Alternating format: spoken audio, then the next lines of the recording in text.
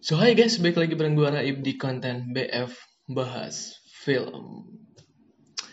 Udah lama banget gak konten, udah lama banget juga gak bikin video. Dan mungkin gue gak tahu lagi gue kapan ngupload video. Cuman kayak hari ini gue kayak pengen banget gitu bikin video. Karena ada materi konten yang bisa gue bawain ke kalian. Yakni gue abis aja nonton film di bioskop sendiri karena gabut nunggu hujan gitu. Jadi gue nonton film Jelangkung Sandakala.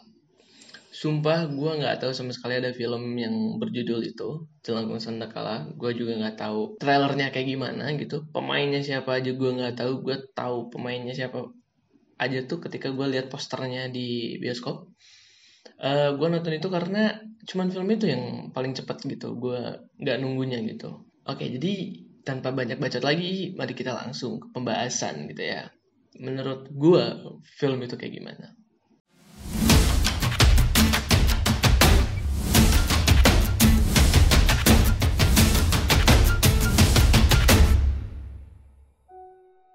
Film Jelangkung Sandakala ini diperankan oleh Dwi Sasono, lalu ada juga Titi Kamal, terus ada juga Devano Mahendra di awal-awal, tapi dia jadi ekstras. Pokoknya intinya film ini diperankan oleh Dwi Sasono dan Titi Kamal gitu.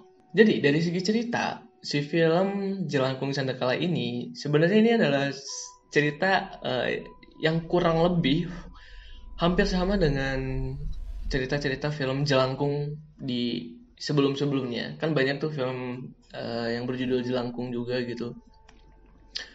Sebenarnya kalau dari segi cerita alurnya tuh sama banget, nggak ada yang beda tentang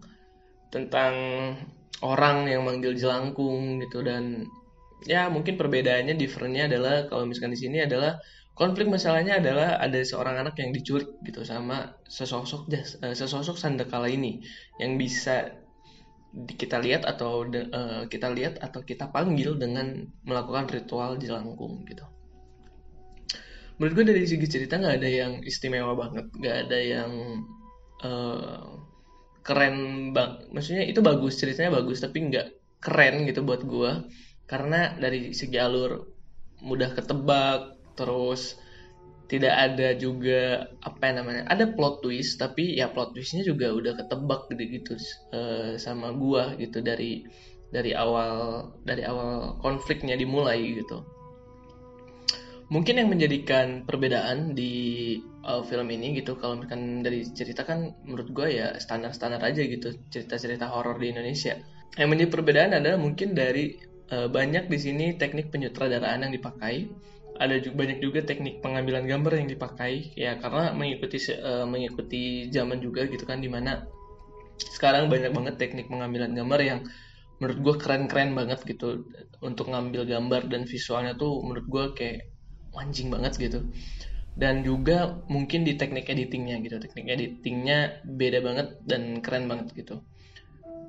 Dari segi teknik penyutradaraan menurut gua di sini banyak banget adegan-adegan yang menurut gua itu justru scene-nya tuh biasa aja, nggak ada jump scare sama sekali, tapi menurut gue itu serem banget gitu. Dari segi pemerannya juga gitu kan, ada satu pemeran karakter namanya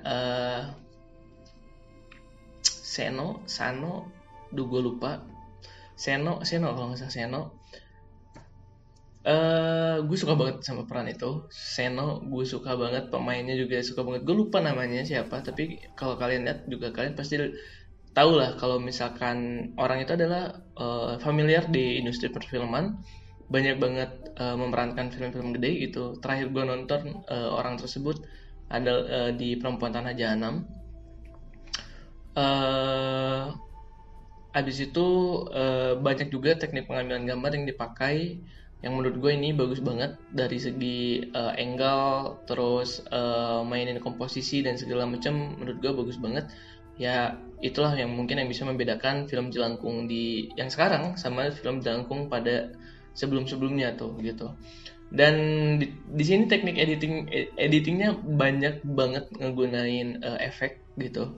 Dan menurut gue efeknya cukup berhasil, cukup smooth, dan bagus gitu untuk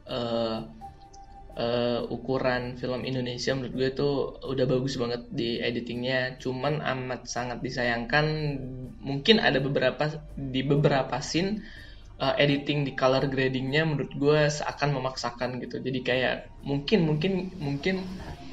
kayak misalkan mereka tuh syutingnya siang gitu, tapi dibuat suasananya jadi sore gitu. Nah jadinya color gradingnya seakan maksa banget gitu, maksa banget yang jatuhnya menurut gue jelek gitu.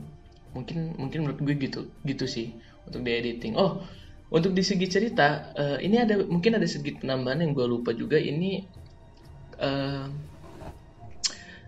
apa ya?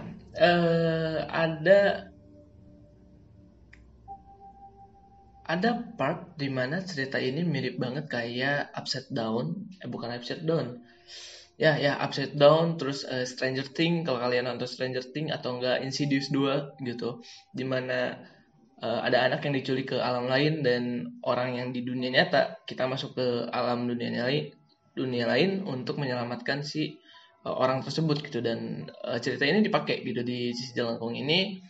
Dan yang membedakan mungkin menurut gue ketika di dimensi lain, ketika di dunia hantu itu gitu, menurut gue di film ini nggak terlalu serem aja gitu. Kalau Stranger Things, kalau kalian nonton Stranger Things kan kayak bener-bener beda banget gitu dan serem banget gitu. Kalau misalkan di sini menurut gue nanggung gitu. Jadi seremnya tuh dari cuman banyak kabut gitu kan, dari segala macam. Tapi dari segi artistiknya gitu, dari segi lokasi, dekorasi, lokasinya dan segala macam, menurut gue agak kurs gitu. Mungkin kalau misalkan itu bisa ditambahin lagi nuansanya dengan set lokasi yang maksimal banget, menurut gue itu akan lebih dapat lagi gitu untuk horornya gitu, untuk kayak anjing ngeri banget tuh dunia lain tuh gitu. Dan gue sangat mengapresiasi Dwi Sasono di sini mainnya bagus banget, dan menurut gue entah kenapa dia kayak bener-bener maestro-nya di film ini, yang bener-bener bisa ngangkat banget di film ini, walaupun dia literally bukan pemeran utamanya banget gitu. Tapi menurut gue Dwi Sasono wah berhasil banget sih di film ini gitu. Dan terutama yang meranin Seno gitu, gue lupa namanya siapa, gue lupa gitu. Pokoknya kalian kalau misalkan penasaran dengan yang karakternya Seno kayak gimana dan orangnya siapa yang meranin, kalian harus nonton berarti si Jelangkung Sandekala ini di bioskop-bioskop terdekat kalian, karena film ini mungkin aja kayaknya baru tayang atau gimana. Nanti gue kasih lihat posternya ke kalian. Gue ketika nge-record ini sama sekali nggak riset, dan sama sekali nggak riset dulu gitu. Jadinya mungkin ini sangatlah mentah tentang pengetahuan filmnya, tapi gue benar-benar pengen nge-share pengalaman gue dan review gue, pendapat gue soal film itu gitu. So mungkin segini aja konten kali ini, semoga terhibur, atau enggak omongan bacotan gue tuh ada bisa jadi manfaat buat kalian atau memotivasi kalian untuk nonton mungkin gitu. Gue sangat mengapresiasi. Dan so thank you banget yang udah nonton.